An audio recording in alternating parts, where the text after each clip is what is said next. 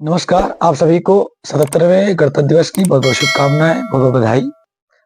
हम सभी लोग पिछले 77 वर्षों से गणतंत्र दिवस मनाते चले आ रहे हैं, 26 जनवरी को। लेकिन बड़ी दुःख की बात है कि आज भी बहुत सारे ऐसे लोग हैं हमारे देश में, जिन्हें गणतंत्र दिवस के बारे में नहीं पता है कि आखिर ये क्यों मनाया जाता है। तो इसी समस्या को लेकर के हमने ये वीडियो बनाई है, ताकि हम इस वीडियो के माध्यम से आप सभी तक पहुँचा सकें कि गणतंत्र दिवस क्यों मनाते हैं, इसका वास्तविक अर्थ क्या होता है। तो अगर आप विद्यार्थी हैं और आप इस गणतंत्र दिवस को भाषण देना चाहते हैं या फिर आप परीक्षा के दृष्टिकोण से तैयारी कर रहे हैं, तो ये वीडियो आपके लिए बहुत महत्वपूर्ण होने वाली है। अच्छा, अगर आपको लगता है कि ना तो मैं विद्यार्थी हूँ, ना मुझे भाषण देना है, ना तो मुझे परीक्षा की तैयारी करना है, तो मैं इस वीडियो क्यों सुनूँ?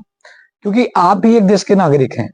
तो इस देश के नागरिक होने के नाते हमें भी पता होना चाहिए कि आखिर गणतंत्र दिवस मनाते क्यों हैं। तो इस वजह से भी आपको ये वीडियो सुनना बहुत ज़रूरी है और पूरी जानकारी लेने के लिए आप इस वीडियो को अंत तक ज़रूर देखें। तो सबसे पहले हम जानेंगे इस वीडियो में कि आखिर गणतंत्र दिवस क्यों मनाया जाता है? गणतंत्र दिवस का वास्तविक अर्थ क्या होता है?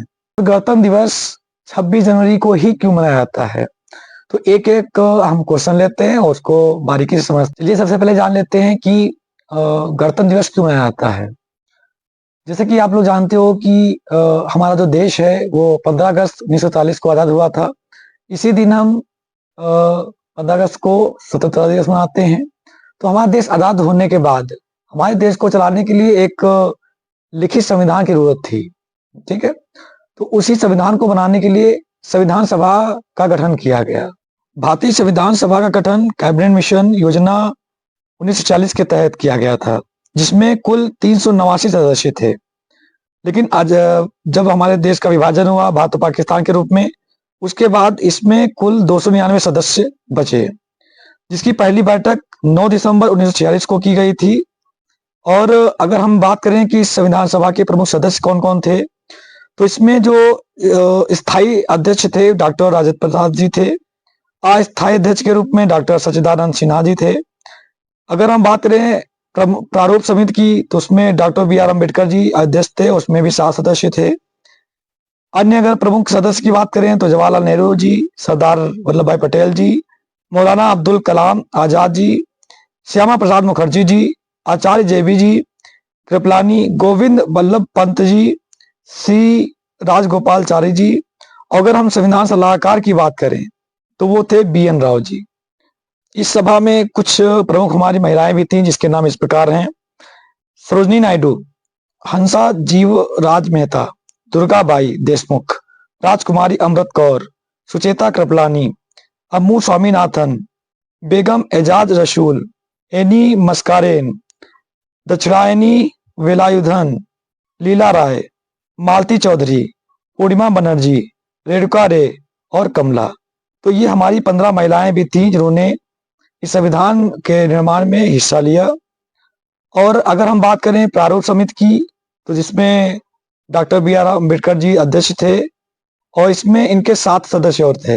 प्रारूप समिति की जो गठन है वो 29 अगस्त 1947 को की गई थी और जिसका उद्देश्य ये था कि जो भी जो संवैधानिक सलाहकार बी एन राव जी थे, उनके द्वारा जो मसौदा तैयार किया गया था, उसको उसका समीक्षा करना, उसमें सुधार करना और उसको अंतिम रूप देने का कार्य प्रारूप समिति का था। भारतीय संविधान जब बनकर तैयार हुआ, तो भारतीय संविधान में अगर हम हस्ताक्षर की बात करें, तो इसमें 284 सदस्यों ने 24 जनवरी 1950 को हस्ताक्षर किए थे, जिसमें सबसे पहला हस्ताक्षर डॉक्टर राजेंद्र प्रसाद जी का था, ठीक है, जो संविधान सभा के अध्यक्ष थे।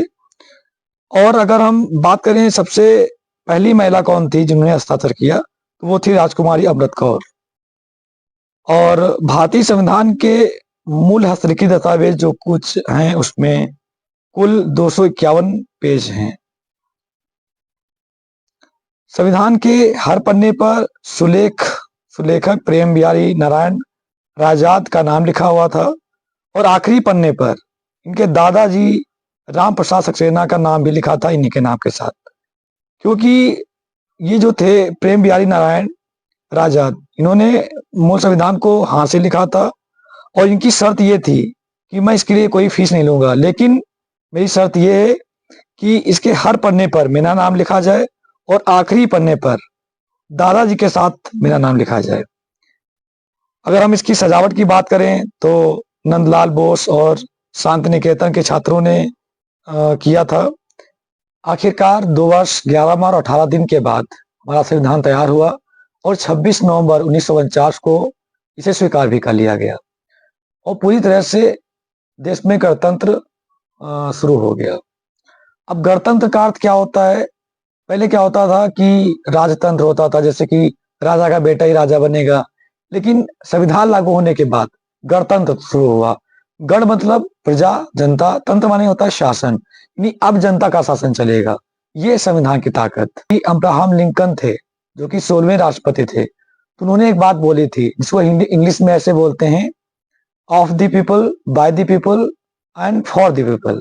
इसका अर्थ हुआ कि जनता का, जनता के द्वारा, जनता के लिए किया गया शासन ही प्रजातंत्र कहलाता है। यानी इसमें जनता ही मतदान के जरिए अपना नेता चुनती है और सरकार चुनती है, जिसका कार्य होता है जनता के लिए कार्य करना, जनता के कल्याण के लिए कार्य करना।